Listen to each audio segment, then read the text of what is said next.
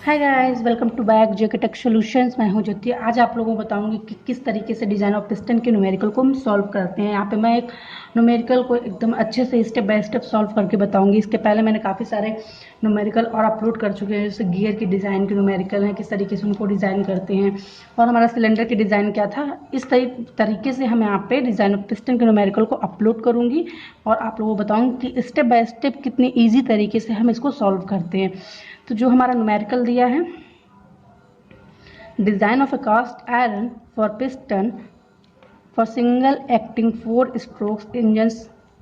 एक चीज जो ध्यान देने वाली चीज़ है वो हम यहाँ पे अंडरलाइन कर देंगे। 4 stroke engine for the following. Cylinder bore जो है वो हमारा 100 mm है, स्ट्रोक है 125 mm है, मैक्सिमम गैस प्रेशर है वो हमारा 5 न्यूटन पर mm स्क्वायर है।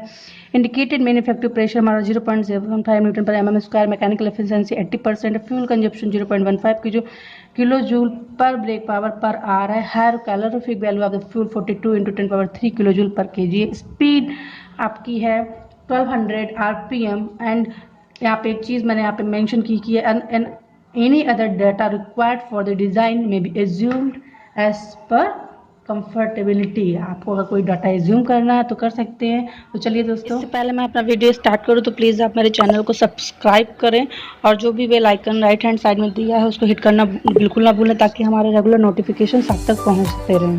तो मैं न्यूमेरिकल बता चुकी हूँ, इसमें क्या क्या चीज़ें दी हैं मैंने ये भी बता चुकी हूँ कि किस तरीके से कौन सी चीज़ यहाँ पे दी है।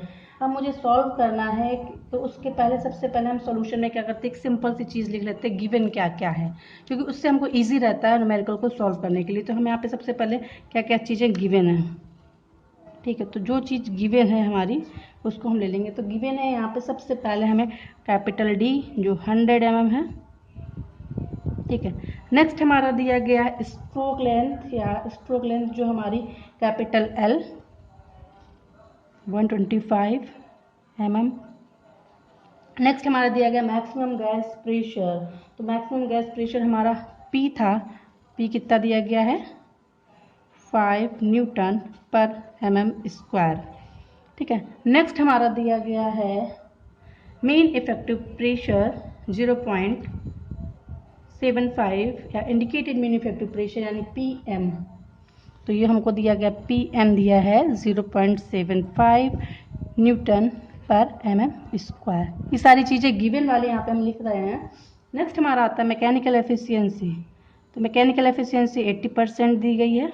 नेक्स्ट हम आते हैं कितना हमारा फ्यूल कंजप्शन हो रहा है, यानी मास m कितना दिया गया 0.15 किलोग्राम पर ब्रेक पावर पर आर। 1 घंटे में जो ब्रेक पावर जनरेट हो रही है उसमें हमारा कितना फ्यूल हम कंज्यूम कर रहे हैं, ठीक है। तो इसको हम जब कन्वर्ट करेंगे या इसको भी बाद में जब सॉल्व करेंगे तब हम बताएंगे कि किस तरीके से हम कन्वर्ट करते हैं इसको, तो सेकेंड में। और एक चीज़ और दी गई है हमारी जो यहाँ पे हायर कैलोरीफिक वैल्यू HCV, जो हायर कैलोरीफिक वैल्यू दी गई है फ्यूल की 42 × 10³ दी गई है, 42 × 10³ किलो जूल पर kg। एक चीज़ और दी गई है हमारी स्पीड RPM या N, कैपिटल N दिया गया है 2000 RPM। तो सबसे पहले यहाँ पे एक चीज़ हम इसको क्या करेंगे, सेकेंड में कन्वर्ट करेंगे। जब इसको हम सेकेंड में कन्वर्ट करेंगे तो जो हमारी वैल्यू आएगी ये हमारी आर्स में दी गई हुई है, हम इसको सेकेंड में कन्वर्ट करेंगे। तो हमारे यहाँ पे m = हो जाएगा 41.7 × 10⁻⁶ किलोग्राम पर ब्रेक पावर पर सेकेंड, ठीक है। ये वैल्यू हमारी कैलकुलेट हो गई। हमने सब कुछ बता दिया है कि क्या क्या गिवन है हमारा। अब हम आएंगे कि हम डिज़ाइन किस तरीके से करते हैं, हमें सबसे पहले क्या निकालना पड़ता है। तो सबसे पहले सभी को पता है कि हम पिस्टन की डिज़ाइन या पिस्टन हेड को हम कैलकुलेट करते हैं, ठीक है। तो एक चीज़ मैं बताऊंगी, न्यूमेरिकल सॉल्व कर रही हूँ कि किसी भी न्यूमेरिकल को सॉल्व करने से पहले हम उनकी SI यूनिट को ज़रूर देखेंगे। अगर हम SI यूनिट नहीं देखेंगे तो हमें दिक्कत होगी कैलकुलेशन करने में, क्योंकि कहीं पे कोई वैल्यू सेकेंड में दी गई या मीटर में दी गई, MM में दी गई है, तो सारी एक ही SI यूनिट में हम उनको कन्वर्ट करेंगे। जैसे जितनी डायमेंशन हमारी लेंथ वाली होती है उनको MM में कर लो, जितनी आवर्स टाइमिंग वाली होती है उनको सेकेंड में कर लो, या मिनट में सभी को एक ही जैसा करना है, अलग अलग नहीं करना है। तो चलिए अब हम स्टार्ट करते हैं। सबसे पहले मैंने जो डिज़ाइन बताई थी पिस्टन की, उसमें जो सबसे पहले पॉइंट आया था हमारा डिज़ाइन ऑफ पिस्टन हेड और क्राउन। ठीक है, तो यहाँ पे हमने क्या, सबसे पहले हम डिज़ाइन करेंगे पिस्टन हेड की। तो हमें पता है कि जो हम थिकनेस निकालते हैं पिस्टन हेड की, वो हम स्ट्रेंथ के अकॉर्डिंग है, स्ट्रेंथ पे डिपेंड करके निकालते हैं। तो हमारा जो फॉर्मूला था वो हमने T H is equal to लिखा था, T capital H is equal to under root 3p D square 3p into capital D square divided by 16 sigma T 16 sigma T. तो ये हमारा फॉर्मूला था कि हमारा किस तरीके से हम यहाँ पे थिकनेस ऑफ पिस्टन हेड निकालेंगे। तो हमें सब चीज़ें पता हैं, ठीक है। तो हम क्या करेंगे, यहाँ पे 3 अंडर रूट कैलकुलेट करते हैं। यहाँ पे 3p हमारा प्रेशर कितना दिया गया है, प्रेशर हमारा दिया गया है यहाँ पे 5 न्यूटन पर mm स्क्वायर। तो डी पी हमारा 5 न्यूटन पर mm स्क्वायर, डी हमारा 100 mm दिया है, तो 100 का square divided by 16 into sigma T की वैल्यू क्या दी गई है 38। ये हम डेटा बुक से निकालेंगे, क्योंकि डेटा बुक में सिग्मा टी की वैल्यू जो हमारा कास्ट आयरन का मटेरियल कैसे निकालेंगे, हमने जब डिज़ाइन बताई थी तो उसमें भी ये चीज़ क्लियर की थी कि हम मटेरियल की जो किस टाइप का मटेरियल है उसके हिसाब से हम यहाँ पे वैल्यू रखेंगे। तो हमारे यहाँ पे sigma T for cast iron, यहाँ पे ब्रैकेट में लिख दे रही हूँ, for cast iron sigma T की वैल्यू क्या होगी 38 न्यूटन पर mm स्क्वायर। ठीक है, 38। तो ये वैल्यू हम डेटा बुक से देखेंगे, डेटा बुक। तो जब हम इसको कैलकुलेट करेंगे तो यहाँ पे टी एच की वैल्यू आएगी हमारी, कितनी आएगी जब कैलकुलेशन करेंगे तो 15.7 समथिंग करके आएगी, 15.7। तो हम इसको लिख देंगे 16 mm। तो यहाँ से हमने कैलकुलेट कर लिया कि टी एच क्या है, यानी थिकनेस ऑफ पिस्टन हेड क्या है। ये चीज़ हमारी कैलकुलेट हो गई। नेक्स्ट हम आगे बढ़ते हैं कि जो हमारा एक चीज़ मैंने बताई थी कि जो हमारा 4 स्ट्रोक होता है उसमें क्या होता है स्मॉल एन, ये नंबर ऑफ वर्किंग स्ट्रोक जो हमारा था स्मॉल एन, ये 4 स्ट्रोक के लिए था, नंबर ऑफ वर्किंग स्ट्रोक होता है इसको बोलते हैं, डिवाइडेड बाय ये होता है, यानी जो small N number of working stroke, ये हम फिर से यहाँ बता दे रहे हैं, नंबर ऑफ वर्किंग स्ट्रोक। ठीक है, तो इसकी वैल्यू निकालते हैं 4 स्ट्रोक इंजन के लिए, 4 स्ट्रोक इंजन के लिए है। तो यहाँ पे जो स्मॉल एन की वैल्यू होती है वो कैपिटल एन बाय 2 होती है। तो N is equal to capital N की वैल्यू क्या जो हमारी गिवन थी 2000 डिवाइडेड बाय 2, तो ये हमारी 1000 आरपीएम आ जाएगी। ये चीज़ ध्यान देनी है, अदरवाइज बहुत लोग क्या करेंगे डायरेक्ट हमारी एन की वैल्यू भी रख देंगे 2000। ठीक है, नेक्स्ट हम यहाँ पे आगे बढ़ते ही वैल्यू हमने निकाली है, हम क्रॉस सेक्शनल एरिया निकालेंगे कि क्या है हमारे सिलेंडर पे, क्योंकि उसी की बेसिस पे हम आगे निकालेंगे जाके जो थिकनेस सॉरी इंडिकेटेड पावर है। तो हम क्रॉस सेक्शनल एरिया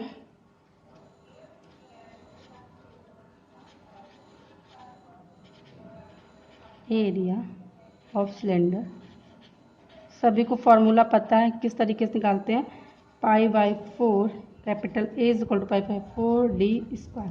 ठीक है, तो यहाँ से हम निकालेंगे π/4 डी हमारा 100 का स्क्वायर है, तो जो हमारा एरिया निकल के आएगा वो समथिंग आएगा 7855 mm स्क्वायर। ठीक है, तो इतना न्यूमेरिकल यहाँ तक सॉल्व हो गया। आई होप कोई प्रॉब्लम नहीं आनी चाहिए। ये एरिया हमने क्यों निकाला, क्योंकि हमें आगे इंडिकेटेड पावर निकालनी है। अभी हमने थिकनेस निकाली पिस्टन हेड की, अब हम आगे निकालेंगे इंडिकेटेड पावर। ठीक है, तो हमारा इंडिकेटेड पावर क्या होता है फॉर्मूला, ठीक है, इंडिकेटेड पावर को मैं यहाँ पे आईपी से डिनोट कर रही हूँ।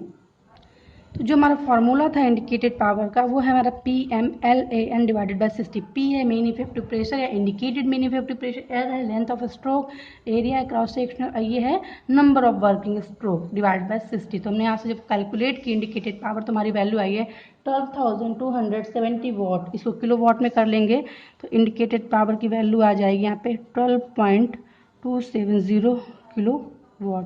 तो ये हमारा यहाँ से कैलकुलेट होके आ गया है इंडिकेटेड पावर। अब हम चलते हैं कि ब्रेक पावर कैसे निकालेंगे। तो हमको यहाँ पे मैकेनिकल एफिशिएंसी दी गई हुई है, ये चीज़ ध्यान देने वाली है कि अगर मैकेनिकल एफिशिएंसी दी है, हमारा इंडिकेटेड पावर आ गया, तो हम ब्रेक पावर भी यहाँ पे निकालेंगे। तो फार्मूला ये है, ठीक है। तो ब्रेक पावर का फॉर्मूला था IP इंटू मैकेनिकल एफिशिएंसी। तो 12 इंटू 27 जो हमने IP निकाला है, मैकेनिकल एफिशिएंसी हमारा गिवन है न्यूमेरिकल में, तो यहाँ से हम BP कैलकुलेट करेंगे। तो BP जो हमारा कैलकुलेट करके आएगा वो आएगा 9.8 किलोवाट। अब हम चलते हैं कि किस तरीके से हीट फ्लोइंग हो रही है पिस्टन के थ्रू, पिस्टन हेड में, ठीक है। तो हम निकालेंगे heat flowing through piston head किस तरीके से हमारी हो रही है। तो अब जो हमारा heat flowing through the piston head है, तो हमारे H को हमने यहाँ से S से डिनोट किया है। तो H is equal to C into H C V into M into B P. तो ये हमारा कांस्टेंट था, इसकी वैल्यू 0.05 है। H C V higher calorific value आपकी दी गई है 42 इंटू 10⁻³ लास्ट में मार्क्स दिया गया जो हमने सेकेंड में कन्वर्ट किया है वो हमारा 41 इंटू 7 41.7 इंटू 10⁻⁻6। ब्रेक पावर हमने निकाल ली है 9.8 किलोवाट। तो यहाँ से जो हमारी निकल के आएगी कैपिटल H की वैल्यू वो आएगी 860 वाट, या निकल के जिसको कैलकुलेट करेंगे तो 0.86 किलोवाट आएगा ये यहाँ पे। तो इसको हम कन्वर्ट करेंगे तो 860 वाट ये आंसर आ जाएगा, ठीक है। ये इतनी सारी स्टेप बाय स्टेप ही चल रही है, मैंने कुछ भी यहाँ पे अलग सा नहीं किया है।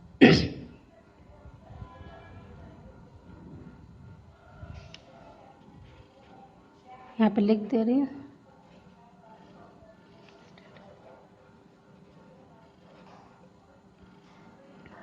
अब हम आगे बढ़ते हैं। अब हमें क्या निकला है, थिकनेस ऑफ पिस्टन हेड हमने निकाल लिया था। अब हम निकालेंगे किस हीट डिसिपेशन हो रहा है, यानी निकालेंगे thickness of piston head on the basis of heat dissipation. तो उसका फॉर्मूला था हमारा TH is equal to capital H जो हमने अभी निकाला है heat flowing through the piston head divided by 12.56 के ब्रैकेट में TC माइनस TE, ठीक है, ये फॉर्मूला है।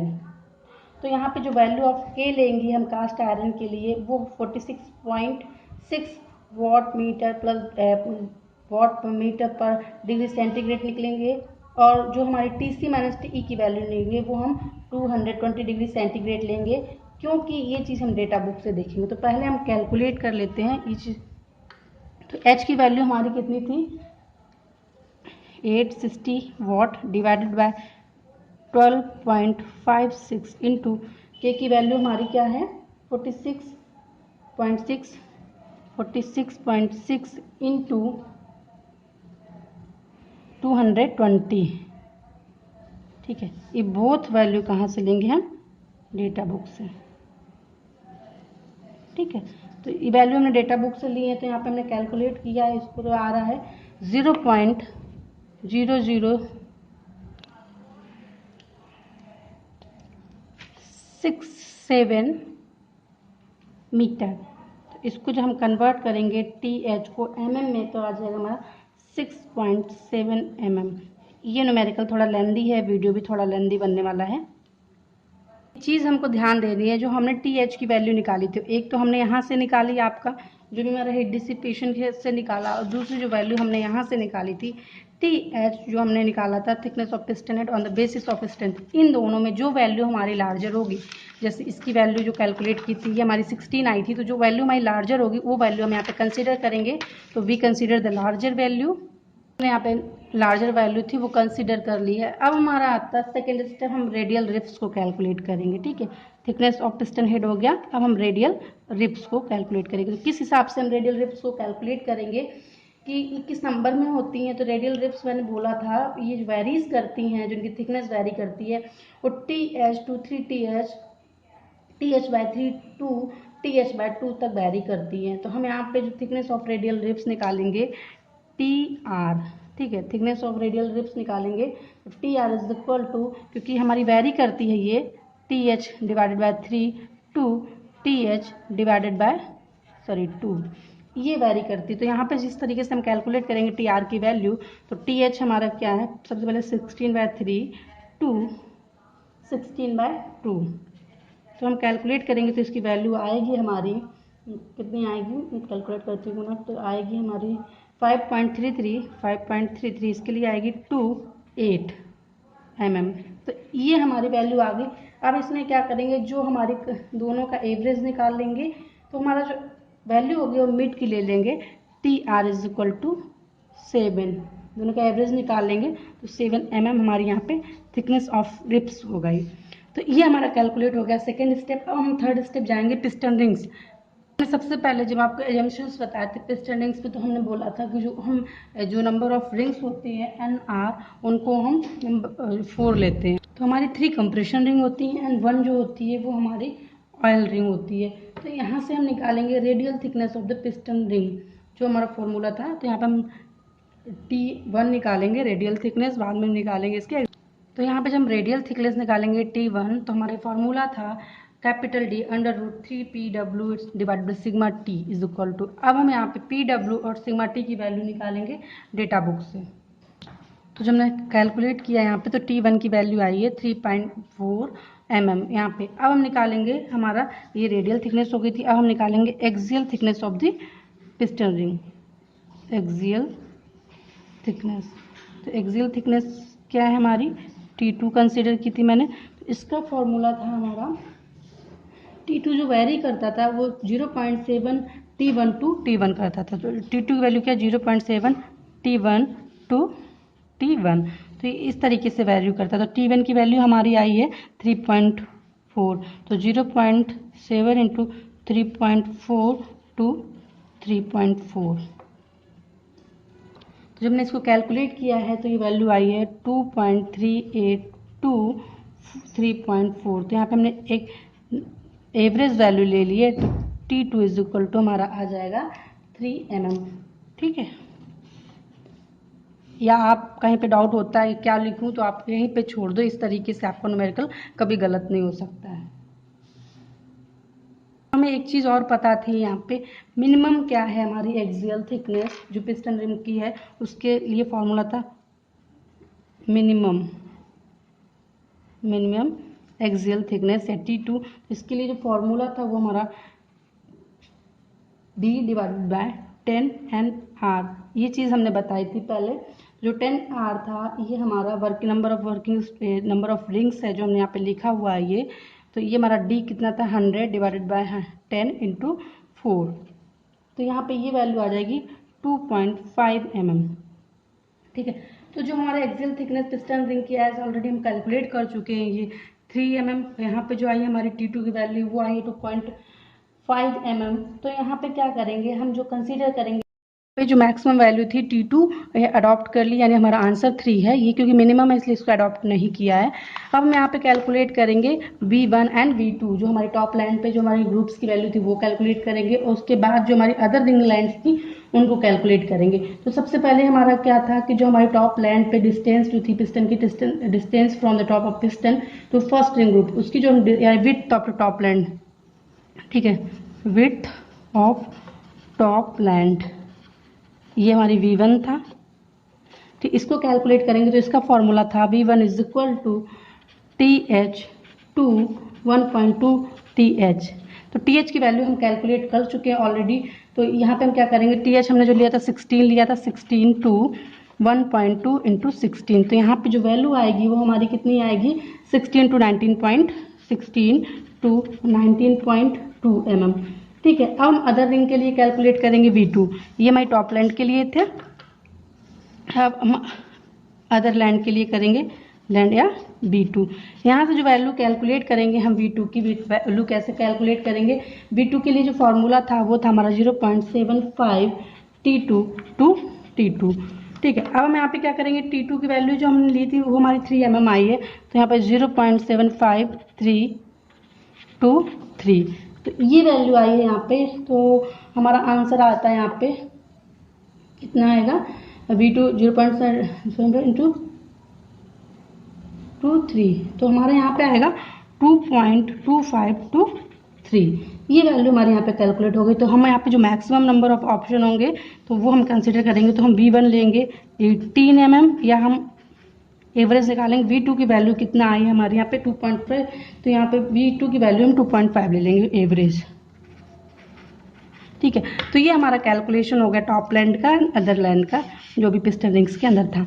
अब हम आगे बढ़ते हैं, गैप कैलकुलेट करेंगे। गैप, तो गैप किस तरीके से हम कैलकुलेट करेंगे, जो हमने वैल्यू G2 की या G1 की निकाली थी, तो जो हमारा गैप है फर्स्ट वन वो बिटवीन फ्री एंड्स, जो रिंग के फ्री एंड्स हैं तो वो हमने G1 कंसीडर किए हैं, और हमने जो गैप है जो सिलेंडर में है रिंग के, इन द सिलेंडर का गैप है वो हम G2 कंसीडर करेंगे। ठीक है, तो यहाँ पे G1 की वैल्यू क्या होती है, G1 की वैल्यू होती है हमारी 3.5 T1 to 4 T1। ये चीज़ हमने सब कुछ डिज़ाइन डेटा बुक में दिया था और मैंने डिज़ाइन के टाइम बताया था। तो हमारे G1 की वैल्यू होती है 3.5 T1 to 4 T1। तो यहाँ पे निकलेगी 3.5। T1 की वैल्यू हमारी कितनी थी, T1 की वैल्यू 3.4 थी हमारी, तो 3.4 to 3.4, तो यहाँ पे जो कैलकुलेशन होके आया है वो हमारा आएगा 11.9 to 13.6, 11.9 to 13.6 mm। ठीक है, सिमिलरली हम यहाँ पे G2 की वैल्यू कैलकुलेट करेंगे। तो G2 का जो फॉर्मूला था वो हमारा था 0.002D to 0.004D। इस सब फॉर्मूले जब न्यूमेरिकल कर रहे हो तो थोड़ा सा ध्यान में आ रहा होगा कि कहाँ से फॉर्मूले हमें पड़े पड़े से लग रहे हैं, ऐसा नहीं है कि एकदम नए फॉर्मूले हैं। तो हमारा D 100 था, तो यहाँ पे वैल्यू हम डायरेक्ट पुट कर दें तो कैलकुलेशन फिर ज़्यादा हो जाएगा। तो जो हमने 100 वैल्यू पुट की तो यहाँ पे हमारा आंसर आ जाएगा 0.2 to 0.4 mm। तो ये हमारे G2 G1 की वैल्यू आ गई। अब इसमें से हम फिर कैलकुलेट करेंगे, एवरेज वैल्यू निकालेंगे। तो हमारी एवरेज वैल्यू 11.5, तो G1 की जो वैल्यू आ जाएगी वो हम 12 कंसीडर करेंगे या 12.8 कंसीडर करेंगे। G2 की वैल्यू जो आएगी, इन दोनों का एवरेज निकालेंगे तो हमारी 0.3 की समथिंग करके आएगा। तो ये mm, यूनिट लिखना तो बिल्कुल ही ना भूलें। तो ये आपका कैलकुलेट हो गया पिस्टन रिंग के लिए। अब हमारा आता है पिस्टन स्कर्ट, जो थर्ड कैलकुलेशन है। तो इसमें हमने क्या निकाला था, जो radial depth of the piston ring groups के जो बी थी वो हमारी होती है 0.4 समथिंग करके, more than the radial thickness of piston ring होती है T1। तो हमारी क्या था, जो वैल्यू है पिस्टन स्कर्ट नहीं, हम पिस्टन बैरल निकाल रहे हैं, गलत लिख लिया मैंने, स्टेप बाय स्टेप निकालूंगी। तो पिस्टन बैरल की जो वैल्यू होती है, ठीक है, तो इसको मैंने V से डिनोट किया है पिस्टन रिंग ग्रुप्स को। तो ये V से डिनोट किया है हमने। तो यहाँ पे जो V की वैल्यू होती है पिस्टन रिंग ग्रुप्स की, तो ये हमारी 0.4, ये रिंग ग्रुप्स है 0.4 mm है यहाँ पे। तो आगे हम चलेंगे, इसकी थिकनेस निकालेंगे पिस्टन रिंग की। यहाँ पे जो है पिस्टन रिंग की थिकनेस हमें पता है ऑलरेडी, तो यहाँ पे जो निकालेंगे V वैल्यू, ठीक है। तो V की वैल्यू जो हम निकालेंगे यहाँ पे वो है T1 + 0.4। तो ये कैलकुलेट होकर आएगी हमारी 3.8 mm, यहाँ से कैलकुलेट हुई। नेक्स्ट हम आगे बढ़ेंगे, थिकनेस ऑफ बैरल कैसे निकालते हैं। अभी T1 T2 हो गया, तब T3, ठीक है। T3 क्या है हमारा थिकनेस, ये हमारा फॉर्मूला है T3 = 0.03D + V + 4.5 mm। तो हमको V की वैल्यू तो हमने ऑलरेडी पता ही है, हमने कितनी यहाँ पे रखी हुई है, V की वैल्यू जो हमने यहाँ से कैलकुलेट की है 3.8, और हमें D की वैल्यू पता है तो 4. तो ये हमारी T3 की वैल्यू आ जाएगी यहाँ पे, कितनी आएगी 11.3 mm, 11.3 mm। ये वैल्यू हमारी यहाँ पे आ गई। न्यूमेरिकल प्रैक्टिस से ही आएंगे, इसलिए प्रैक्टिस अच्छे से करेंगे तभी फायदा होगा। अब निकालेंगे piston wall thickness toward the open and. इसका जो फॉर्मूला आता है पिस्टन वॉल थिकनेस के लिए, तो ये 0.25 T3 to 0.35 T3। तो इसको जब हम कैलकुलेट करेंगे, T3 की वैल्यू हमारे 11 पॉइंट समथिंग आ गई है। तो हमने इसको जब कैलकुलेट किया तो ये हमारी आएगी वैल्यू 2.8 to 3.9 mm। तो T4 = एवरेज यहाँ पे ले लेंगे 3.4 आ जाएगा, 3.4 mm। यहाँ से हमारी ये कैलकुलेट हो गई T4 की वैल्यू। अब हम आते हैं पिस्टन स्कर्ट पे, जो फोर्थ स्टेप है हमारा, ठीक है। तो पिस्टन स्कर्ट में क्या है, जो हमने लेंथ यहाँ पे स्कर्ट की ली थी, तो हमने लेंथ ऑफ पिस्टन स्कर्ट क्या थी, small m, length of piston skirt small l,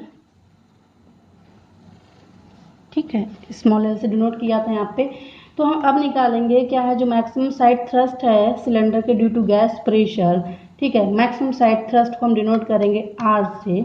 तो हमारी मैक्सिमम साइड थ्रस्ट है R, या मैक्सिमम साइड थ्रस्ट यहाँ पे कैलकुलेट करेंगे किसकी वजह से हो रही है, ये हमारी साइड थ्रस्ट होगी जो भी हमारी गैस प्रेशर होगा उसकी वजह से। तो R इज इक्वल टू जो फॉर्मूला था वो हमारा था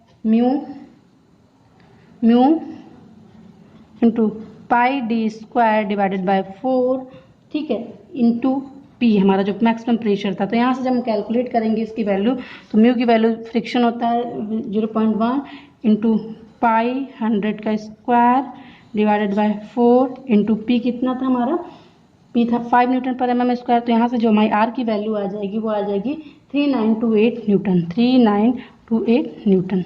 ये हमने यहाँ से कैलकुलेट कर लिया। अब हम क्या करेंगे, आगे हमें पता है कि जो साइड थ्रस्ट है बियरिंग प्रेशर पे, पिस्टन हेड पे, तो हम बियरिंग प्रेशर निकालेंगे। साइड थ्रस्ट हमको पता चल गया, बियरिंग प्रेशर निकालना है। तो हम यहाँ पे क्या करेंगे आगे, सॉरी गलत हो गया मेरा, आगे हमें ये निकालना है यहाँ पे कि हमें पता है कि साइड थ्रस्ट क्या है, जो हमने निकाली गैस प्रेशर से। अब हम निकालेंगे यहाँ पे, ये जो हमने निकाली है ये गैस प्रेशर पे निकाली, ड्यू टू गैस प्रेशर, ठीक है। दो चीजें पढ़ाई थी। आगे हम निकालेंगे बियरिंग प्रेशर थे, तो R due to bearing pressure, ठीक है। तो R due to bearing pressure पे निकालेंगे, तो उसका फॉर्मूला था R is equal to P B into D into L. तो पी बी की वैल्यू हम डेटा बुक से देखेंगे 0.4945 न्यूटन पर एम स्क्वायर है। तो ये डेटा बुक से देखेंगे, डेटा बुक, ठीक है। तो ये 0.45 न्यूटन पर एम स्क्वायर, डी 100 है। लेंथ हमको क्या है, जो लेंथ हमको है वो निकालनी है, हमको लेंथ पता ही नहीं है। तो ये हो जाएगा हमारा यहाँ पे L, तो हमारा हो जाएगा 45 L न्यूटन। ये वैल्यू हमारी कैलकुलेट नहीं है। तो जब आगे बढ़ेंगे तो क्या आएगा हमारा, यहाँ पे हमें फाइंड करना है कि किस तरीके से इन दोनों में। तो ये हमारा जो गैस प्रेशर से हमारा रेडियल साइड थ्रस्ट निकाल रहे हैं, बेयरिंग प्रेशर से निकाल रहे हैं साइड थ्रस्ट, दोनों को इक्वेट कर देंगे। तो दोनों को जब इक्वेट करेंगे तो हमारी वैल्यू निकल आएगी इसकी एल की 39 इक्वेटिंग इक्वेशन, ठीक है, इक्वेटिंग इक्वेशन करके निकालेंगे 3928 इज इक्वल टू 45 L। तो यहाँ से L की वैल्यू आ जाएगी, L की वैल्यू हमारी कितनी आएगी, जो कैलकुलेट होके आएगी 87.3 समथिंग करके आएगी, 87.3 आएगी। तो इसको हम लिख सकते हैं 90 mm। तो यहाँ पे हमारी L की वैल्यू कैलकुलेट होके आ गई। अब हम आगे बढ़ेंगे, बहुत सारा है, लेंदी है थोड़ा सा, तो बोरिंग नहीं होना चाहिए, इसलिए थोड़ा सा बीच बीच में रेस्ट करिए आप भी और हम भी रेस्ट करें, ठीक है। तो आगे जब बढ़ेंगे हमको यहाँ पे लेंथ पता चल गई, हमको टोटल लेंथ निकालनी है पिस्टन की। तो टोटल लेंथ क्या होगी पिस्टन की, टोटल लेंथ ऑफ पिस्टन, ठीक है। तो ये हमारी क्या होगा, length of skirt, length of ring section plus top band, ठीक है। तो ये हमारा फॉर्मूला हो गया जो मैंने बताया भी था। तो हमारा क्या है, लेंथ ऑफ स्कर्ट क्या है, एल है, plus length of ring section क्या है, जो रिंग सेक्शन है हमारा वो है हमारा 4T2 प्लस 3B2, ठीक है, 4T2 plus 3B2 plus top length क्या है हमारा, जो हमने कैलकुलेट किया V1। तो यहाँ से हम सारी वैल्यूज रख लेंगे, तो ये हो जाएगा 90 प्लस 4T2 की वैल्यू हमारी आई थी 3 प्लस 3 इंटू V2 क्या था हमारा, V2 भी हमारा 3 था, प्लस V1 क्या है हमारा 18। तो यहाँ से हमने कैलकुलेट की कैपिटल L, तो कैपिटल L की वैल्यू आई हमारी 129, ठीक है, 129 mm। ये भी आंसर हो गया। अब लास्ट हमारा बचा है कि हम पिस्टन पिन को किस तरीके से डिज़ाइन करते हैं, थोड़ा सा लेंदी है ये भी। तो मैं कैलकुलेशन से पहले पता होना चाहिए कि लेंथ ऑफ पिन को हमने L1 से डिनोट किया, आउटसाइड डायमीटर को हमने D0 से डिनोट किया है। PV1 हमारा बियरिंग प्रेशर है at the small end of the connecting. तो ये हमने नोटेशन ले लिया। हमको पता है कि जो लोड है पिस्टन पे या पिस्टन पिन पे, ठीक है, ड्यू टू बियरिंग प्रेशर। तो हमारा बियरिंग प्रेशर इसका फॉर्मूला क्या था, जो हमने लोड लगाया था, ये था हमारा bearing pressure into bearing area. तो ये हमारा हो गया PV1 into D0 into L1। तो यहाँ पर हम सारी वैल्यू रख देंगे। तो हमारी 25 PV1 हमको 25 दिया गया है, और जो हमारा डी नॉट है, डी नॉट की वैल्यू हमको नहीं पता है, इंटू L1 हमारा कितना दिया गया है 100, ठीक है। L1 हमारा कितना दिया गया 100, तो यहाँ हमारी वैल्यू ये निकल के आएगी 1125 D not an.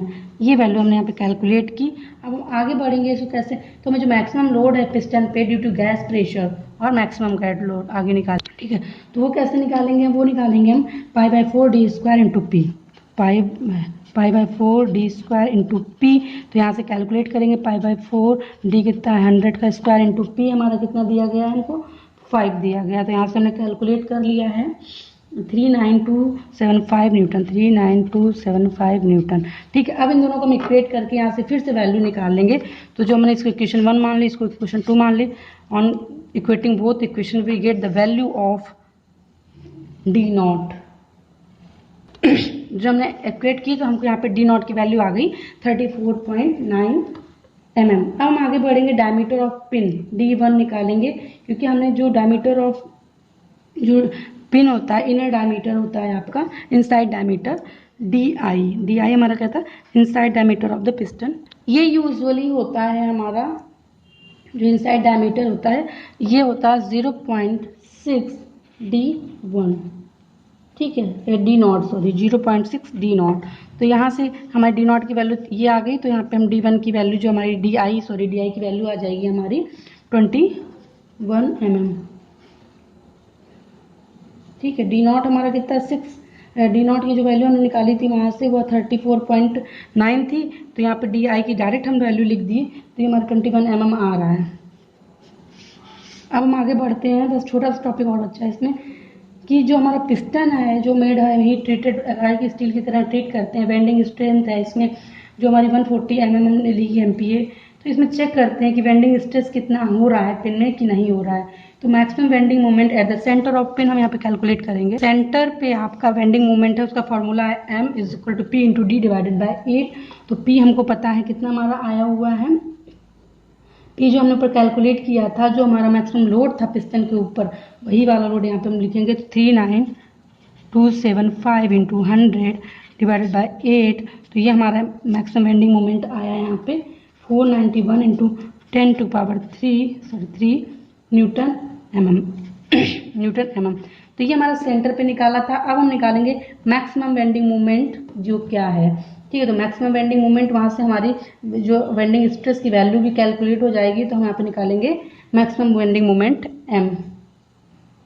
Maximum vending moment निकालेंगे तो वो होगा M = π/32 D नॉट की पावर 4। तो ये हम यहाँ पे फॉर्मूला लिख रहे हैं, M = π/32 ब्रैकेट में D नॉट की पावर 4 - DI की पावर 4 डिवाइडेड बाय क्या हो जाएगा D नॉट, ठीक है, इंटू सिग्मा V। तो यहाँ से हम सिग्मा V की वैल्यू निकाल लेंगे। तो हम सारी चीज़ें हमें पता है, D नॉट क्या है, D1 क्या है। तो यहाँ से सिग्मा V की जो वैल्यू आएगी हमारी 3664, सॉरी हमारी जो सिग्मा V की वैल्यू आएगी 134 आएगी, 134 Nm²। ये हमारा न्यूमेरिकल यहाँ पे सॉल्व हो गया। मैंने यहाँ पे कैलकुलेट ज़्यादा नहीं किया क्योंकि सारी वैल्यू पता है, डी नॉट क्या है, DI क्या है, तो सारी वैल्यू हमने यहाँ पे कैलकुलेट कर ली है। आपको पता होना चाहिए कि ये हमारी जो वेंडिंग स्ट्रेस है पिन में वो लेस देन हमारी परमिसिबल वैल्यू आ रही है 140 MPa की। इसका मतलब हमारा क्या होगा, dimension of the pin calculate जो कर रहे हैं वो हमारा सेटिस्फैक्ट्री है। तो आई होप गाइस ये वीडियो बहुत लेंदी था, इसलिए थोड़ा सा प्रॉब्लम हुई होगी, बट क्या है कि न्यूमेरिकल है तो पूरा डिज़ाइन करना पड़ेगा हमको। तो अगर आप लोगों को मेरे वीडियो अच्छा लगता है तो please guys subscribe my channel. Thank you.